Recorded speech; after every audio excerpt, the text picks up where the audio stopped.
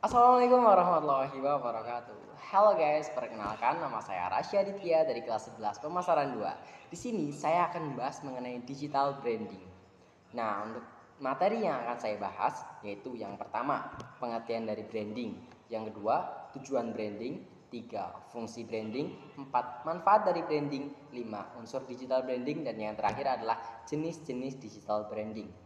Nah, untuk pengertiannya sendiri, branding merupakan upaya yang dilakukan bisnis untuk membuat usahanya dikenal publik dan membedakan dirinya dari kompetitor. Branding juga merupakan strategi kreatif untuk menunjukkan pada calon pelanggan mengenai siapa Anda, apa yang Anda kerjakan, apa yang Anda aware, dan mengapa begitu penting untuk bekerja sama dengan Anda. Nah, selanjutnya adalah tujuan branding. Tujuan branding itu yang pertama adalah membentuk persepsi, yang kedua membangun kepercayaan, yang ketiga membangun rasa cinta. Nah, fungsi branding. Fungsi branding itu ada empat. Yang pertama sebagai pembeda, kedua promosi dan daya tarik, tiga jaminan kualitas dan prestise, dan yang keempat adalah pengendali pasar atau brand top of mind. Nah, selanjutnya adalah manfaat dari branding. Manfaat dari branding ini ada bagi perusahaan dan juga konsumen. Bagi perusahaan, yang pertama itu sebagai perlindungan hukum. Kedua, pertahanan loyalitas konsumen. Yang ketiga, membangun citra produk atau perusahaan bagi konsumen. Yang keempat, membantu penjual mengelompokkan pasar. Nah, untuk bagi konsumen, itu manfaatnya. Yang pertama, mengidentifikasi produk yang hendak dibeli. Yang ketiga, memudahkan dalam membeli produk yang akan kembali. Tiga, membedakan mutu produk. Keempat, jaminan kualitas produk. Unsur digital dari branding itu yang pertama ada nama merek, logo, tampilan visual, maskot, dan juga suara atau jingle.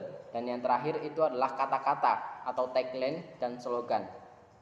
Jenis-jenis digital branding. Jenis-jenis digital branding itu yang pertama ada product branding, personal branding, corporate branding, destination atau cultural branding. Mari kita bahas satu persatu. Yang pertama itu adalah product branding. Product branding merupakan pengenalan produk yang bertujuan untuk mempromosikan produk yang baru dan juga bertujuan untuk meningkatkan penjualan bisnis. Yang kedua adalah personal branding, yaitu dilakukan melalui media sosial dengan cara menampilkan kelebihan dan karya-karya yang telah dihasilkan, seperti dilakukan oleh orang-orang yang telah mendapatkan status tertentu, seperti pada artis, atlet, politisi, hingga influencer. Yang ketiga adalah corporate branding. Branding ini dilakukan untuk mempromosikan suatu perusahaan.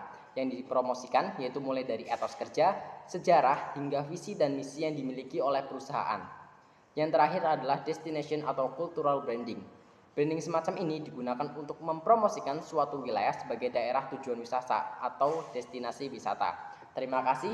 Begitulah penjelasan mengenai branding dari saya. Saya Rasya Aditya pamit undur diri. Bye bye. Wassalamualaikum warahmatullahi wabarakatuh.